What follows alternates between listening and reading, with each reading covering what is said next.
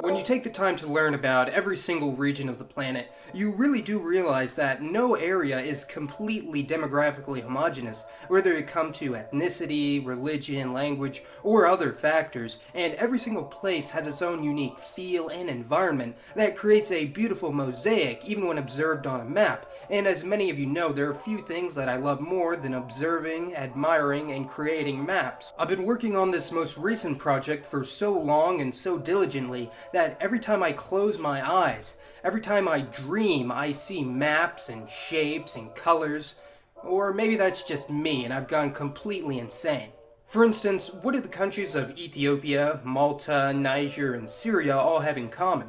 All are dominated by members of the Afro-Asiatic language family, meaning they all have a common origin, yet all these countries undoubtedly have extremely varying ethnic makeups, so although language is generally a pretty good indicator of a common ancestry between people groups, this is not always the case as bloodlines become diluted over time and distance. Now, this project was extremely difficult because there was a lot of conflicting and inaccurate information out there when I was trying to construct the map. However, I placed precedent on government censuses and other officially sanctioned statistics to create the most accurate snapshot of our entire world in the year 2018. And this map was based on genotype, as in genetics and haplogroups, phenotype, as in physical appearance, and self-identification, which could lead to some discrepancies between various regions, but I feel like I got the most accurate picture possible. Also, I realized that not every square inch of the Earth is inhabited by humans, but I filled in the gaps between them. For instance, if the area between Group A and Group B was uninhabited, I would fill in the gap as to the best of my ability and knowledge. And this is how most demographic maps are created, seeing how humans obviously don't cover 100% of the Earth's land surface.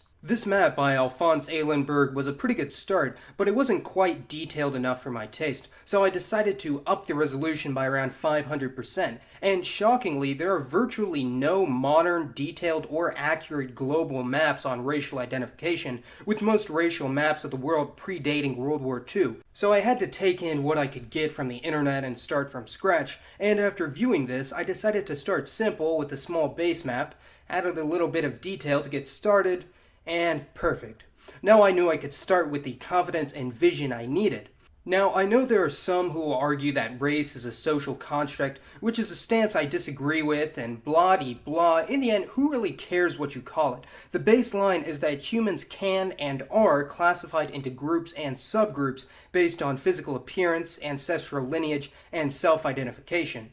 Now, one thing I will agree on is that the lines between certain racial groups can be very ill-defined and be incredibly blurred in certain situations. So in order to create the most detailed, accurate picture, I defined 64 separate ethno-racial categories, and believe it or not, one of the most difficult aspects of this project was getting a proper color classification scheme for the various races of the world, and this alone took hours.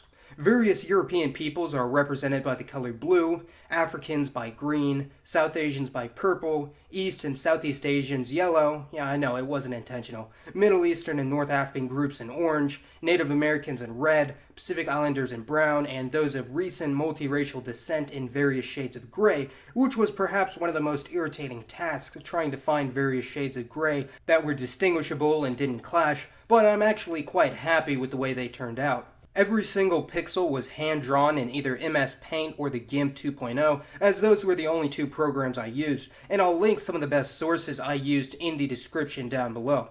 Let's go ahead and look region by region, starting with the most commonly accepted birthplace of mankind, Africa.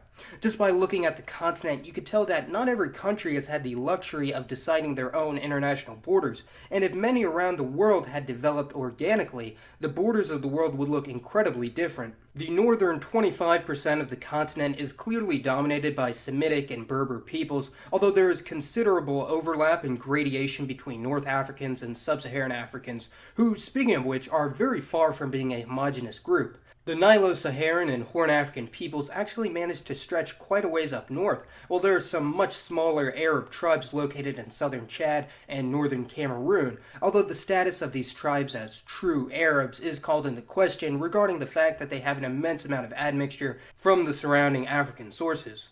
The large gray blob on the southern tip of the continent are the Cape Coloreds, a multiracial group of African, Asian, and European descent, and the dark gray island in the east is populated by the Malagasy, a much more ancient group of Austronesian and Bantu origin.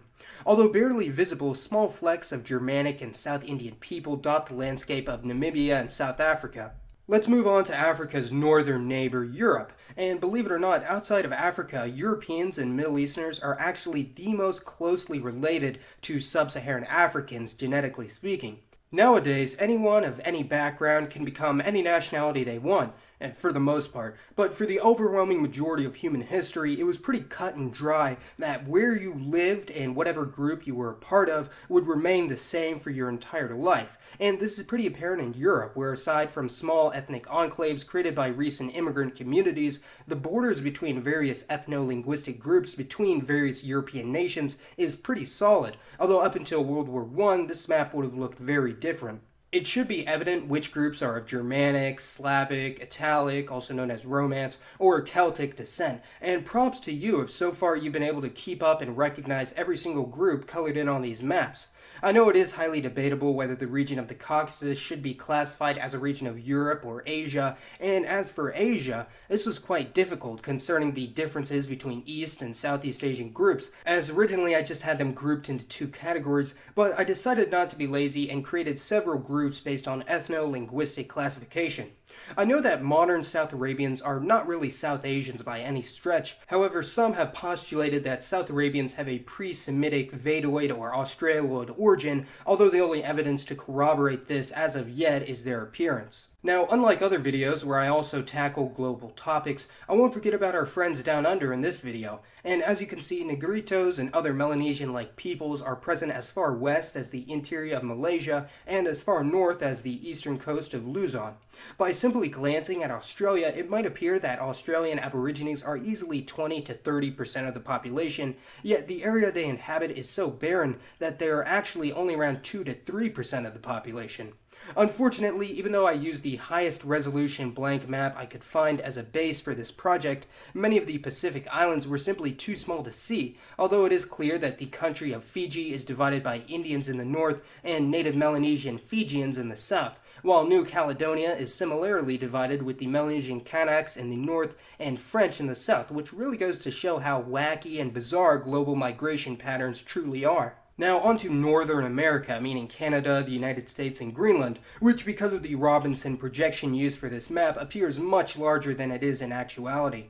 Notice how even though the US and Canada have very similar ethnic makeups, the northern 50% or so of Canada is virtually untouched by European settlements, and is embarked upon pretty much exclusively by Inuits and other Native American peoples, or First Nations as they call them in Canada. The American Southwest is a bit confusing, as most Mexicans in the area have slightly more European DNA than your average Mexican mestizo, with many being virtually indistinguishable from most white Americans, so I classified them along with much of northern Mexico as castizo, rather than mestizo or European, as castizo is a term used in Latin America to describe people with mostly European ancestry with around 25% Amerindian ancestry. Now, Latin America was definitely my favorite region by far to craft, as not only does this finally give an accurate picture of the racial situation in the area, but it so beautifully displays the diversity and intricacies of this vast stretch of land, with the southern cone of South America being dominated by Europeans,